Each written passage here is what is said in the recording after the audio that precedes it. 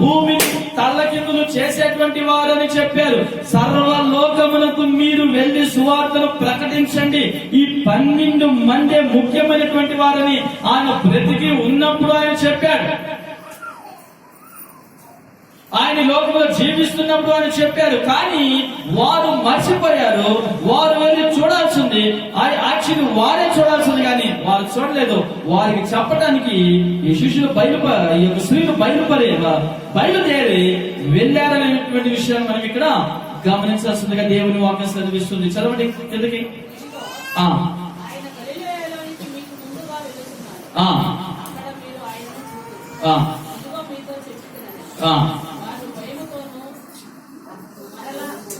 మహానందముతోను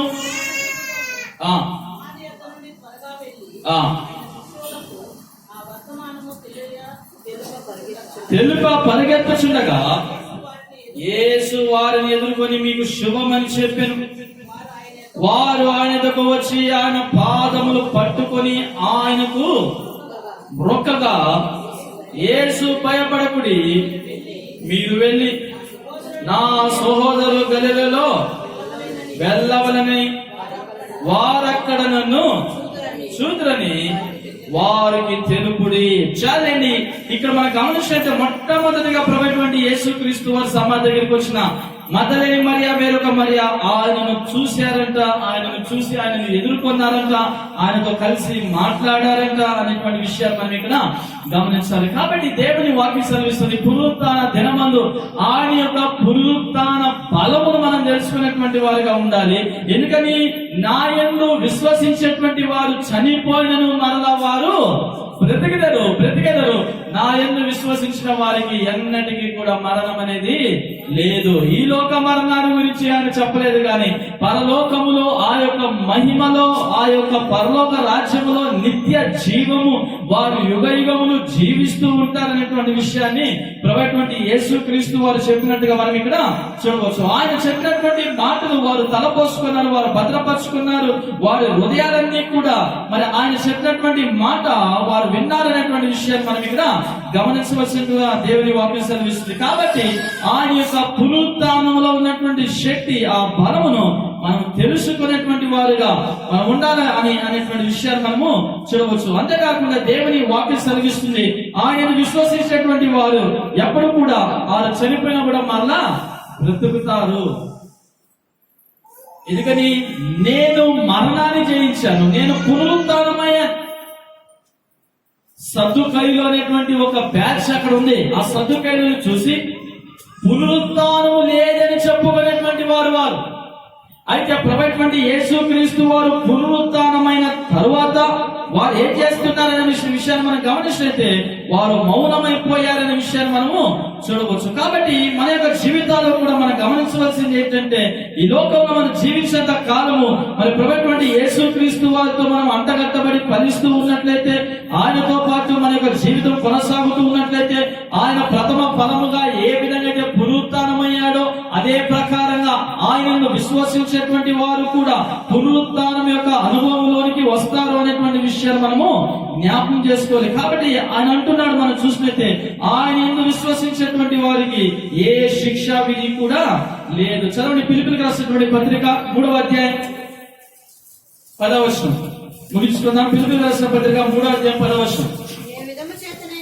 ఏ విధము చేతనైనను మృతులలో నుండి నాకు పునరుత్థానము కలగవలనని ఆయన మరణ విషయములలో సమానానుభావము గలవాడని ఆయనను ఆయన పునరుత్థాన బలమును ఎరుగు నిమిత్తము ఆయన శ్రమలలో పాలివాడవుటకు ఎట్టిదో ఎరుగు నిమిత్తము సమస్తమును నష్టపరుచుకొని వాటిని పెంటతో సమానముగా అపోస్తలుడైనటువంటి పౌలు ఈ మాటలు సెలవిస్తున్నాడు. ఏమంటున్నాడు మనం గమనిస్తే, ఏ విధము చేతనైనా ఎట్టైనా ఏ విధము చేతనైనా మనం ఏం చేయాలంట, ఆయన యొక్క పునరుత్థాన బలమును మనం తెలుసుకోవాలి. అంతేకాకుండా ఏ విధము చేతనైనా ఆయనకు కలిగినటువంటి పునరుత్థాన విషయం మనం తెలుసుకొని ఆయన మరణ విషయంలో సమానానుభావము గలవాడని ఆయన పునరుత్థాన బలము ఎరుగు నిమిత్తము ఆయన యొక్క పునరుత్థాన బలము ఎరుగు నిమిత్తము ఆయన పునరుత్థాన బలము ఎరుగు నిమిత్తము ఆయన శ్రమలలో పాలివాడగుట ఎట్టిదోని ఎరుగు నిమిత్తము సమస్తమును నష్టపరుచుకొని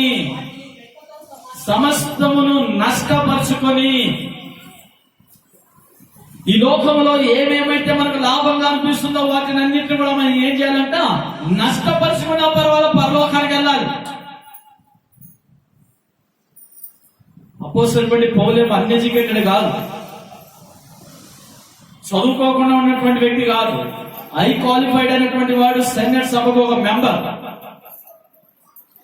ఇటువంటి పౌలు ఏమంటున్నాడో తెలుసా? ఇక్కడ మనం గమనించినైతే ఆయనను ఎరుగు నిమిత్తము, ఆయన యొక్క పునరుత్థాన బలము ఎరుగు నిమిత్తము, ఆయనతో పాటు శ్రమలలో నేను పాలివాడేవుట ఎక్కిదో అని ఎరుగు నిమిత్తము సమస్తమును నష్టపరుచుకొని, ఏమంటున్నాడు? సమస్తమును నష్టపరుచుకొని వాటిని ఎలా ఎంచుకున్నానంట? పెంటతో సమానముగా ఎంచుకొనుచున్నాను. పెంట అంటే ఏంటి? మనకంతా బాగా తెలుసు. పెంట అంటే ఏంటి? వేస్టేజ్ అనుకున్నాం కదా. ఆ మధ్య ఒక ఆయన పేరు పెంట అని పెట్టుకున్నాడు, ఆయన పేరు పెంట. అంటే ఇక్కడ మనం గమనించాల్సింది ఏంటో తెలుసా? పెంటతో సమానముగా, వేస్ట్ గా. ఈ లోకంలో ఉన్నదంతా కూడా అశాశ్వతమైనది. ఈ లోకంలో ఉన్నదంతా కూడా ఒకనొక రోజు పంచభూతాలని కూడా లయమైపోతాయనే విషయాన్ని మనం ఇక్కడ జ్ఞాపకం చేసుకోవాలి. అంతేకాకుండా ఇక్కడ మనం చూసినట్టు అని అంటున్నాడు, ఆయన కొరకు శ్రమ పడినా పర్వాలేదు, ఆయన శ్రమ ఏ విధంగా ఉంటుందో అని మనం తెలుసుకున్నా పర్వాలేదు, కానీ సమస్తమును నష్టపరుచుకున్న లాస్ అయినా పర్వాలేదు, కానీ నేను ఎక్కడికి వెళ్ళాలి? పరలోకానికి వెళ్ళాలి. అందుకని ప్రభువైనటువంటి యేసుక్రీస్తు వారు ఏం చెప్పారు? ఒకడు లోకమంతా సంపాదించుకొని తన ప్రాణమును పోగొట్టుకొని అందరికీ ఏమి లాభము? ఏమి లాభం లేదు. అదే దరిద్రుడైనటువంటి లాజరు ఆ యొక్క ధనవంతుని యొక్క ఇంట వాకిట పడి అతను భయంకరమైనటువంటి బాధ అనుభవించాడు, శ్రమ అనుభవించాడు, ఇబ్బంది అనుభవించాడు. కానీ చనిపోయిన తర్వాత ఎవరు దిగి వచ్చారంట? దేవదూతలు దిగి వచ్చారంట. ఎక్కడ కూర్చొని ఉన్నాడంట? అబ్రహాము యొక్క కుడిపక్షమున. అంటే పేదోళ్ళు పరలోకానికి వెళ్తారని, ధనవంతులు నరకానికి వెళ్తారని కాదు. అబ్రహాము కూడా ఆస్తులు, గొర్రెలు, మేకలు, దాసులు అందరూ కలిగినటువంటి వారు. ధనవంతుల పరలోకానికి వెళ్తారా, దరిద్రులు పరలోకానికి వెళ్తారని ముఖ్యం కాదు, కానీ మనస్సు ఏ విధంగా ఉంటుంది, హృదయం ఏ విధంగా ఉంటుంది అనేటువంటి విషయాన్ని మనం గమనించాలి. ఒక దొంగ, సిలువలో ఉన్నటువంటి ఒక దొంగ వెంటనే పశ్చాత్తాపడిన తర్వాత నేడు నీవు నాతో కూడా పరదేశంలో ఉందని ప్రభువైనటువంటి యేసుక్రీస్తు వారు సెలవిచ్చారు. కాబట్టి ఇక్కడ మనం గమనించవలసింది ఏంటి అనేదాన్ని మనం గమనించినట్లయితే ఆయన పునరుత్థానము బలమును ఎరుగు. మనకు తెలుసా ఎరుగు నిమిత్తం అంటే ఏంటి? తెలుసుకో. మనకేమేమో తెలుసు. ఈ లోకంలో ఎన్నెన్నో విషయాలు మనకు తెలుసు, ఎన్నెన్నో సీక్రెట్లు మనకు తెలుసు. ఎంతెంతో చదువుకొని ఎంతెంతో జ్ఞానాన్ని సంపాదించుకున్నాం, బాగానే ఉంది. కానీ పరలోకానికి వెళ్ళేటువంటి మార్గాన్ని, పరలోకం వైపు గురి, పరలోకానికి వెళ్ళే మార్గాన్ని మనం చూస్ చేసేటువంటి వారుగా ఉండాలి అనేటువంటి విషయాన్ని మనం ఇక్కడ జ్ఞాపకం చేసుకోవాల్సిందిగా దేవుని వాక్యం సెలవిస్తుంది. కాబట్టి ఆయన అంటున్నాడు, ఆయన పునరుత్థానం ఎవరు ఆపలేకపోయారు. ఆయన పునరుత్థానం లేచాడు. ఆయన మరణం అనేటువంటి ముళ్ళును విరిచి గెలిచి ఆయన లేచి మరణాన్ని జయించాడు అనేటువంటి విషయాన్ని మనం ఇక్కడ జ్ఞాపకం చేసుకోవాల్సిందిగా దేవుని వాక్యం సెలవిస్తుంటున్నది. కాబట్టి అపోస్తలుడైన పౌలు అయితే ఏమంటున్నాడు తెలుసా? సమస్తము నేను నష్టపరుచుకొని వాటిని పెంటతో సమానముగా ఎంచుకొనుచున్నాను. ఈ లోకంలో ఏమేమైతే వాల్యుబుల్ థింగ్స్ ఉన్నాయో వాటినన్నిటిని కూడా అతను ఏం చేశాడంట, అవన్నీ కూడా ఒక ప్రక్కన పెట్టి పరలోక రాజ్యంలో మనం చేరుకునేది ఒక ప్రక్కన పెట్టి పరలోక రాజ్యానికి మనం వెళ్ళేది చాలా వాల్యువైనది, చాలా అవసరమైనది అనేటువంటి విషయాన్ని మనం జ్ఞాపకం చేసుకోవాలి. కాబట్టి ప్రభువైన యేసుక్రీస్తు వారు లేచినప్పుడు మొట్టమొదటిగా ఎవరు వెళ్ళి చూశారంట?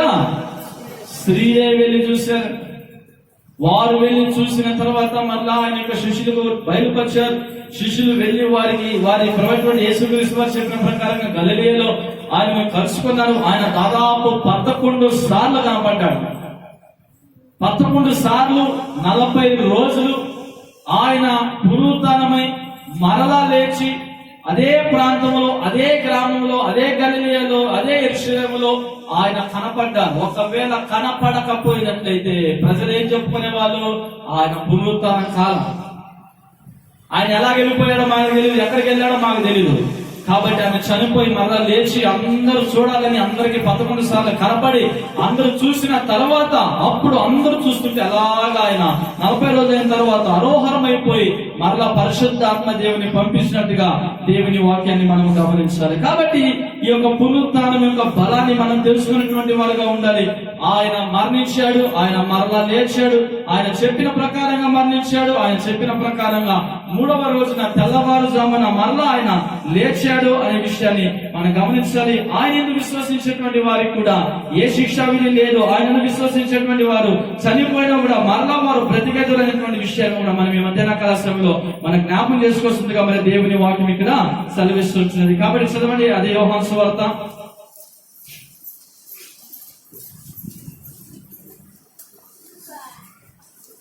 21వ అధ్యాయం 12వ వచనం.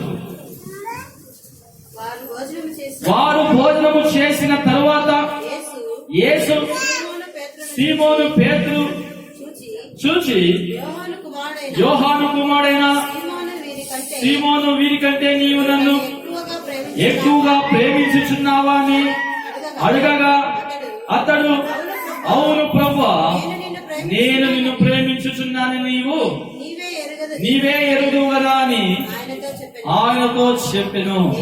యేసు, నా గొర్రె పిల్లలను మేపుమని అతనితో చెప్పెను. ఇక్కడ మనం గమనిస్తే ఒక రోజు ఏం జరిగిందంటే మనం చూసినట్టే ఆయన పునరుత్థానమైన తర్వాత ఈ యొక్క శిష్యులందరూ కూడా మరలా ఎక్కడికి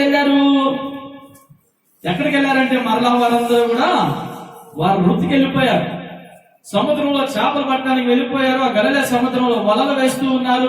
ఆ గలిలయ సముద్రంలో వలలు వేసిన తర్వాత ప్రభువైన యేసుక్రీస్తు వారు మరలా వారి దగ్గరికి వచ్చిన తర్వాత అక్కడ ఉన్నటువంటి పేతురు, సీమోను పేతురును చూసి, నీవు నన్ను ఎక్కువగా ప్రేమించుచున్నావా? అయితే నా యొక్క గొర్రె పిల్లలను నీవు మేపుమని అతనితో చెప్పెను. వీళ్ళందరూ కూడా మనం చూసినట్టే వారి యొక్క వలలు విడిచిపెట్టి వచ్చారు, వాళ్ళ యొక్క వృత్తిని విడిచిపెట్టి వచ్చారు. ప్రభు, సమస్తము మేము విడిచిపెట్టి వస్తున్నామని చెప్పారు. కానీ ప్రభువైన యేసుక్రీస్తు వారు మరణించిన తర్వాత ఆయన చనిపోయిన తర్వాత మరలా ఎందుకైనా మంచిదే అని మరలా ఏం చేశారు? మరలా పునరుత్థానమైన తర్వాత కూడా వెళ్ళిపోయి ఆ యొక్క చేపలు పట్టడానికి మరలా వెళ్ళారు. అప్పుడు ప్రభువైన యేసుక్రీస్తు వారు మరి కలుసుకున్నారు. నీవు నన్ను ఎక్కువగా ప్రేమిస్తున్నావా? అలాగైతే ఈ చేపల పని వద్దు, నువ్వేం చేయాలి? నా గొర్రె పిల్లలను నీవు మేపాలి. నీవు నన్ను ఎక్కువగా ప్రేమించినట్లయితే నేను నీకు ఇచ్చినటువంటి ఆజ్ఞ ప్రకారంగా నువ్వు చేయాలి అనేటువంటి విషయాన్ని వారికి తెలియజేస్తున్నట్టుగా మనం చూడవచ్చు. మరలా 16వ వచనంలో మరలా ఆయన అడుగుతాడు. మరలా ఆయన 3వసారి కూడా అడుగుతాడు. అప్పుడు ప్రభువా, నేను ఎందుకు ఇన్నిసార్లు అడుగుతున్నామని మరి పేతురు అడుగుతున్నట్టుగా మనము చూడవచ్చు. చదవండి 17వ వచనం. యోహాను కుమారుడైన సీమోను, నన్ను ప్రేమించుచున్నావా అని అతను అడగగా, నన్ను ప్రేమించుచున్నావని 3వసారి తన్ను అడిగినందుకు పేతురు వ్యసనపడి, ప్రభువా, నీవు సమస్తమును ఎరిగిన వాడు, నిన్ను ప్రేమించుచున్నానని నీవే ఎరుగుదువు కదా అని ఆయనతో చెప్పెను. నా గొర్రెలను మేపుము. నీవు యవనుడవై ఉండినప్పుడు నీ అంతటా నీవే నడుము కట్టుకొని నీకిష్టమైన చోటికి వెలుచుంటివి. నీవు ముసలివాడమైనప్పుడు నీ చేతులు నీవు చాచదవు, వేరొకడు నీ నడుము కట్టి నీకు ఇష్టము కాని చోటికి నేను మోసుకొని పోవునని నీతో నిశ్చయముగా చెప్పుచున్నానని అతనితో చెప్పాను. చాలా ఇక్కడ మనం గమనించినట్లయితే పేతురుతో మళ్ళా 3 సార్లు అడిగినప్పుడు పేతురు వ్యసనపడ్డాడంట. అంతేకాకుండా మరి పేతురు చెప్తున్నాడు, నీవు నా గొర్రెలను మేపుము. ఎందుకు ఆయన 3 సార్లు చెప్పాడనేటువంటి విషయాన్ని మనం ఇక్కడ జ్ఞాపకం చేసుకోవాలి. పేతురు అయితే మరలా ఆయన చేపలు పట్టడానికి వెళ్ళిపోయాడు. అయితే ప్రభువైనటువంటి యేసుక్రీస్తు వారు మరలా అతనికి చెప్పి, నీవు నా గొర్రెలను మేపాలి అనేటువంటి విషయాన్ని మనము చూడవచ్చు. కాబట్టి మదలేని మరియా, వేరొక మరియా ప్రభువైనటువంటి యేసుక్రీస్తు వారి యొక్క సమాధి వెళ్ళి చూశారు. అక్కడ చూస్తూ ఉన్నప్పుడు మరి ఆ దేవదూత వారికి చెప్పినటువంటి మాటను మనం చూడవచ్చు. ఆయన ఇక్కడ లేడు, తాను చెప్పినట్టుగా ఆయన లేచి ఉన్నాడు. అదే పునరుత్థాన దినం, అదే ఈస్టర్ సండే. ప్రపంచమంతా కూడా ఆయన యొక్క పునరుత్థాన దినమందు ఆయన లేచి ఉన్నాడు. అది మనకు ఎంతో ఆనందం. ఆయన మరణములో నుండి లేచి ఉండకపోయినట్లయితే మనకు పాప క్షమాపణ లేదు, రక్షణ లేదు, పరలోక రాజ్యానికి మార్గము లేదు. ఆయన లేచాడు కాబట్టి ఆయన ఏ విధంగా లేచాడో అదే ప్రకారంగా ఆయన విశ్వసించేటువంటి వారిని కూడా ఆయన లేపుతాడు అనేటువంటి విషయాన్ని మనం గమనించాల్సిందిగా దేవుని వాక్యం సెలవిస్తున్నది. కాబట్టి దేవుడి మాటలు ఆశీర్వదించి మరి వచ్చిన ప్రతి ఒక్కరిని కూడా దేవుడు దీవించి ఆశీర్వదించును గాక. ఆమేన్.